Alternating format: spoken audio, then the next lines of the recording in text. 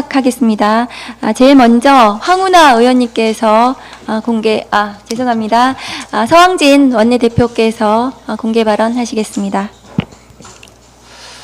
예, 원내대표 서왕진입니다. 어제 직위원 재판부가 내란의 2인자 김용현의 보석 석방을 결정했습니다. 구속기간 만료를 이유로 한 직권보석이었습니다. 말은 직권보석이지만 검찰이 요청을 했고 법원이 받아들인 짜고 친 행위로밖에 볼 수 없습니다. 검찰은 당연히 추가 기소로 이런 사태를 방지했어야 합니다. 이미 직위원 재판부는 윤석열의 구속을 풀어주기 위해 구속기간을 시간 단위로 계산해 석방한 전력이 있습니다. 이쯤 되면 국민이 의심하지 않는 것이 이상한 일 아닙니까? 애초부터 중대한 내란 사건을 한 재판부에 몰아준 배당 자체가 적절하지 못한 것이었습니다. 그마저도 비공개 깜깜이 재판이었습니다. 대통령과 그 최측근들의 내란 재판, 어쩌면 현대사에서 가장 중요한 재판이 될 수 있는 이 사건에 대해 법원이 의도적으로 배당을 단순화하고 방관한 것은 아닙니까?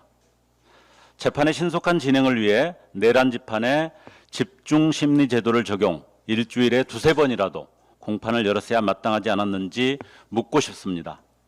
지금과 같은 짬짬이 수사와 재판으로는 내란에 대한 실체 규명과 단죄 자체가 불가능합니다. 곧 발족할 내란 특검을 통해 원점부터 총체적으로 다시 다뤄야 할 것입니다. 송원석 의원이 국민의힘 당대표로 당선되었습니다. 축하할 일인지 탄식할 일인지 모르겠습니다. 송 의원은 지난 13일 원내대표 선거를 앞두고 김용태 비대위원장이 제안한 탄핵 반대 당론 무효화에 대해서 역사의 기록을 되돌릴 수 없다며 거부 의사를 분명히 밝혔습니다. 윤석열 탄핵에 반대한 입장을 지금도 고수하겠다는 뜻입니다.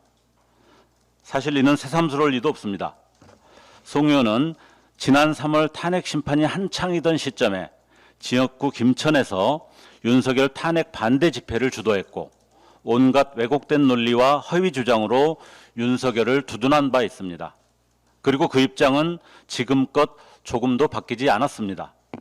내란 특검, 김건희 특검, 최상병 특검법에 대해서는 오히려 정치 보복이라고 적반하장격 비난을 쏟아냈습니다. 과거에 대한 사과도 없고 반성도 없습니다. 오히려 더 뻔뻔해진 모습만 있을 뿐입니다. 이미 국민의힘은 고쳐쓰기 어려운 정당입니다.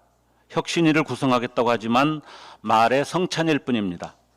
이미 도로 친윤당, 도로 내란당인 마당에 무엇을 위해 어떤 혁신을 하겠다는 것인지 모르겠습니다. 이제 혁신이라는 말조차 국민에겐 조롱처럼 들릴 뿐입니다. 국민의힘 스스로 내란의 과거를 폐기 처분하지 않는 한 결코 국민 앞에 설 자격이 없음을 다시 한번 분명히 밝힙니다. 이상입니다.